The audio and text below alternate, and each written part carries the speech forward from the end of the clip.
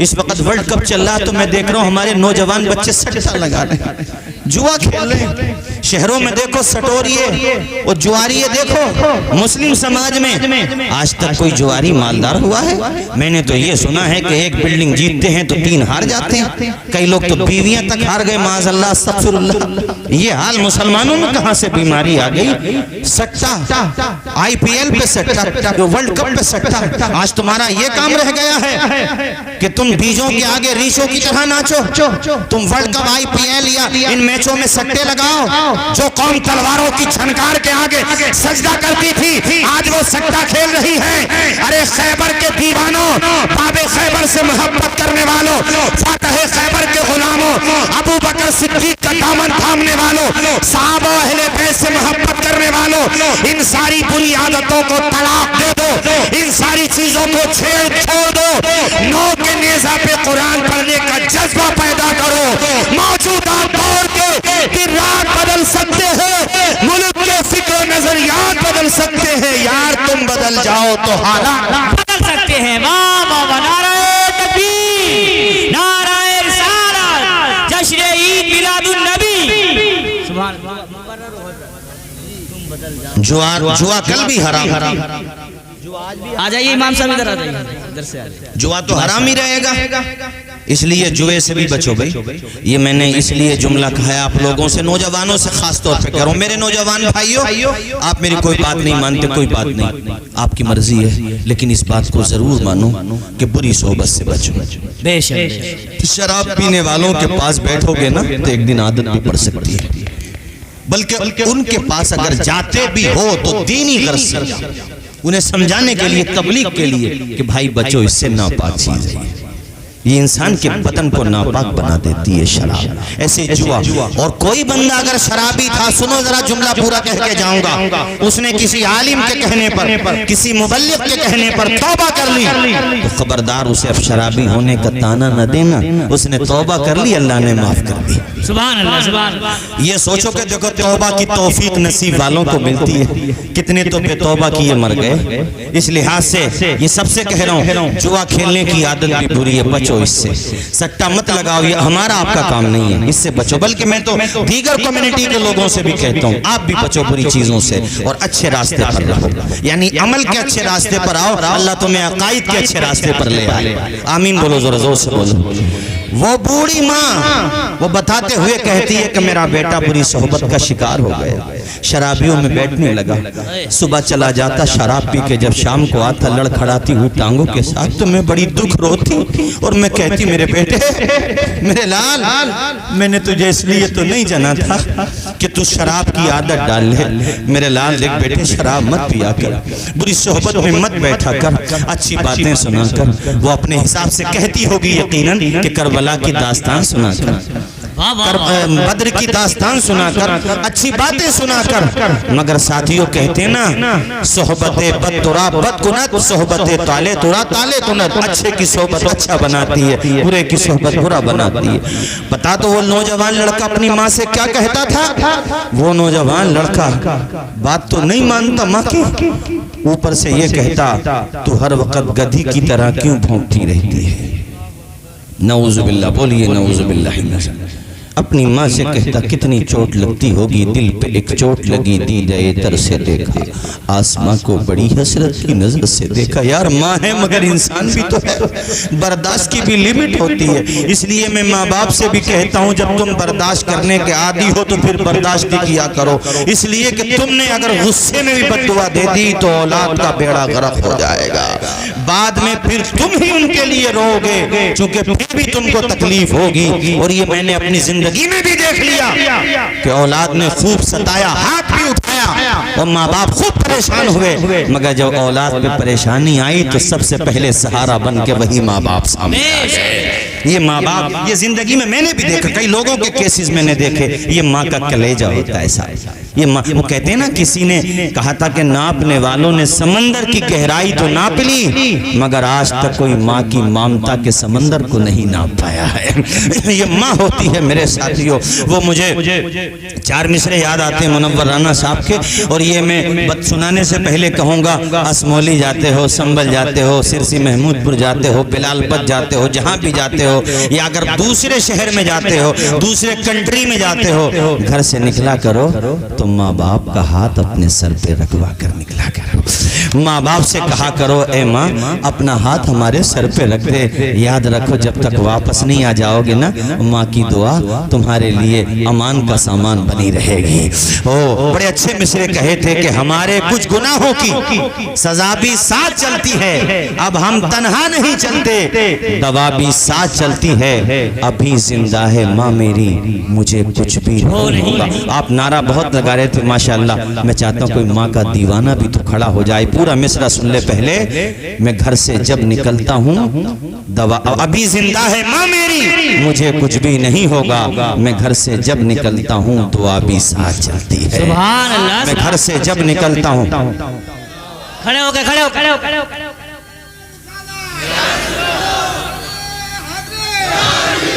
اللہ خوش رکھے بھائی، اللہ آپ کے ماں باپ کا سایہ دراز رکھے بھائی، آپ کے لیے دعا کر رہا ہوں اور سب کے لیے، اور جن کے نہیں سب کے لیے کہہ رہا ہوں میں، آپ بھائیو آپ کے لیے بھی، اور جن کے ماں باپ فوت ہو گئے ہیں نا یعنی دنیا میں نہیں رہے، وہ ہفتے میں ایک دن ان کی قبر۔ نعرہ تکبیر، کھڑے ہو جائیے۔ نعرہ رسالت حضرت علامہ مولانا مفتی گلفام رامپوری، علامہ مولانا مفتی گلفام رامپوری، علماء اہل سنت، آقا کی آمد، آقا کی آمد، داتا کی آمد، ہر صحابی نبی جنتی جنتی، ہر صحابی نبی سبحان اللہ۔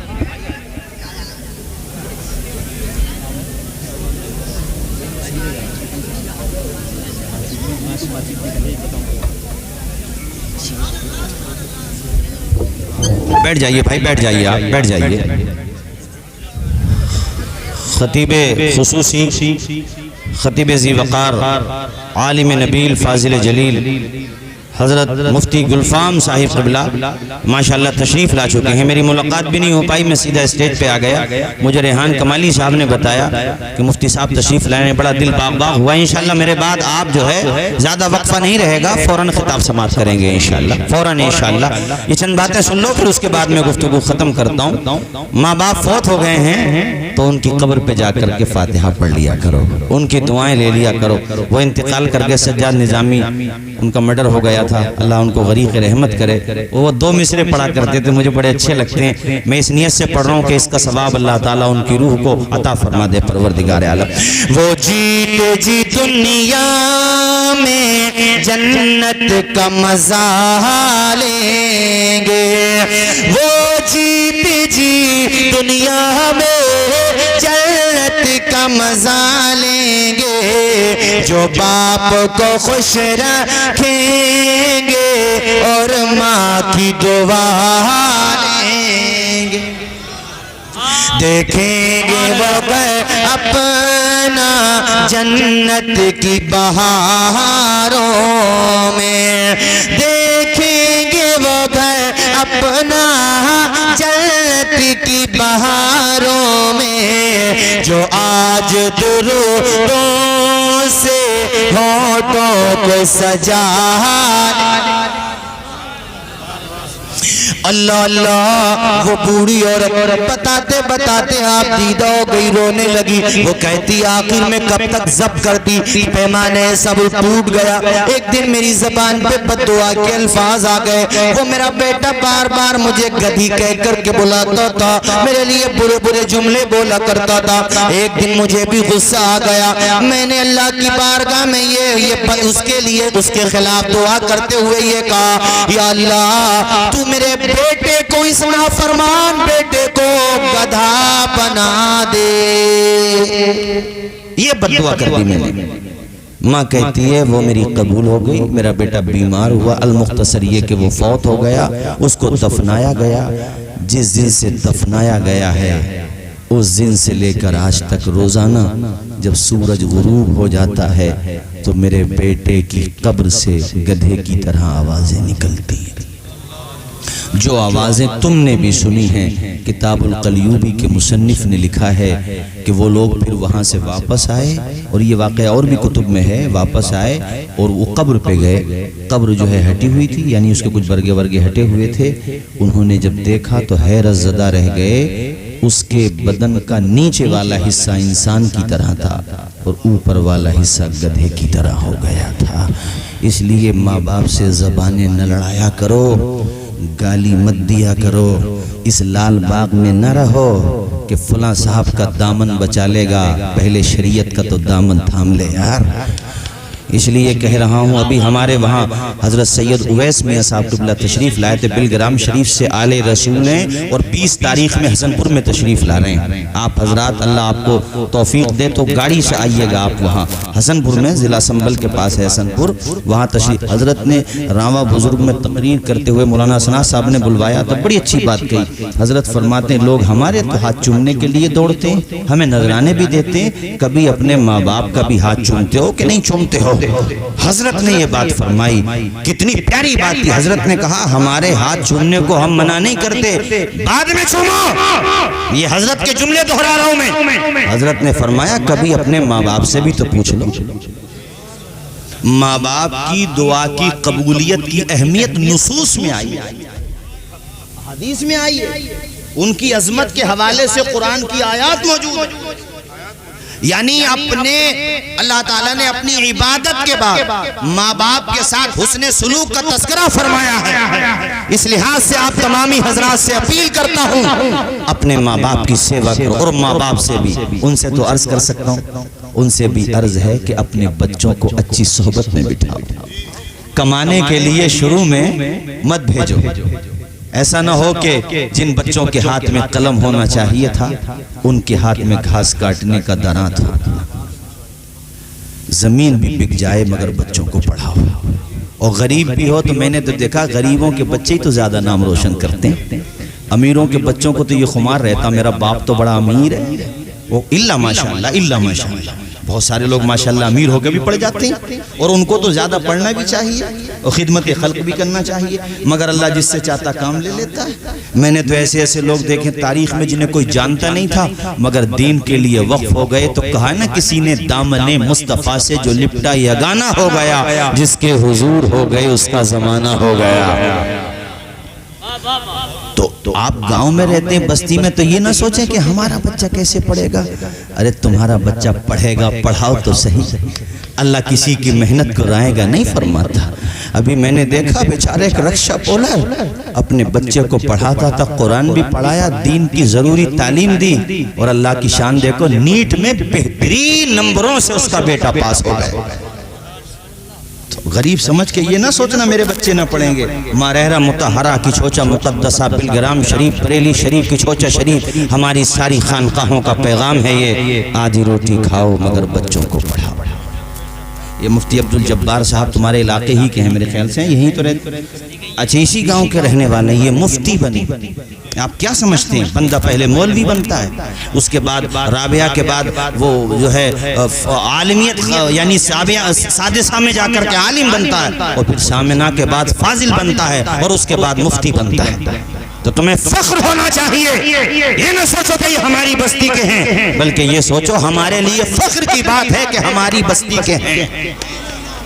یہ الحمدللہ افتتاح کیا انہوں نے، اور آج دیکھیے ماشاءاللہ مفتی ہیں یہ ہمارے قاری شمیم صاحب، اللہ ان کی عمر میں برکت کرے، میرے ساتھ پڑھتے تھے یہ، اور آج دیکھو مدرسہ راہ بلال کو سنبھالا۔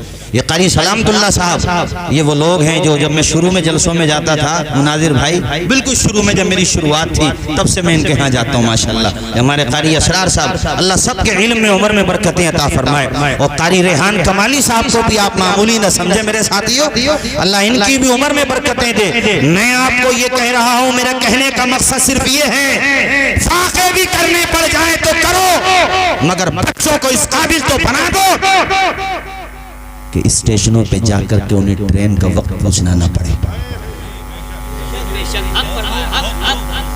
انہیں BPL کارڈ کسی غریب کا بنوانا ہو تو فارم کسی اور سے نہ بھروانا پڑے.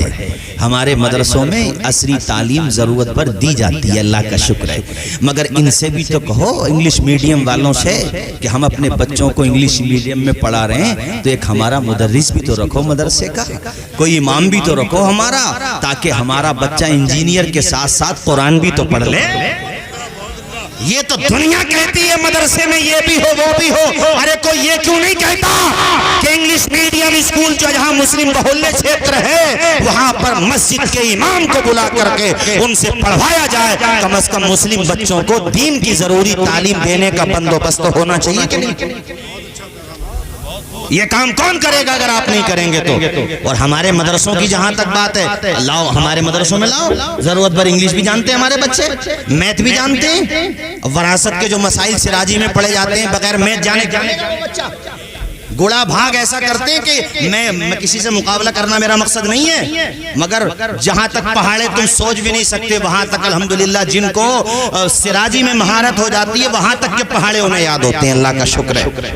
تو مدرسوں میں تو یہ انتظام ہے ہی, ہاں کچھ بہتری کی ضرورت ہے تو اس پہ الحمدللہ غور کیا جاتا ہے, اس میں بھی کیا جاتا ہے اضافہ. تو یہ میں آپ تمامی حضرات سے آخر میں جاتے ہوئے کہہ رہا ہوں, آدھی روٹی کھاؤ مگر بچوں کو, اور یہ من بنا کے لے جاؤ کہ بچوں کو پڑھانا ہے.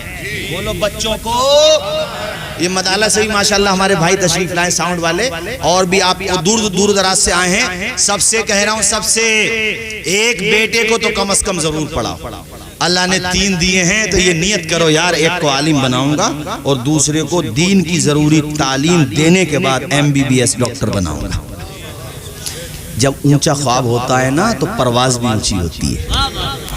APJ ابوالکلام کے جملے مجھے بڑے اچھے لگتے ہیں. میں نے وہاں آنند وہار بس اسٹینڈ پہ بھی لکھے ہوئے دیکھے اور بھی کئی جگہ دیکھے, میں نے ایئرپورٹ پہ بھی ان کے جملے لکھے ہوئے دیکھے اور بھی کئی جگہ. انہوں نے بڑی اچھی بات کی, وہ کہتے ہیں خواب وہ نہیں ہے جو آدمی سوتے ہوئے دیکھتا ہے, خواب وہ نہیں ہے جو آدمی سوتے ہوئے دیکھتا ہے, خواب تو وہ ہے جو انسان کو سونے ہی نہ دے.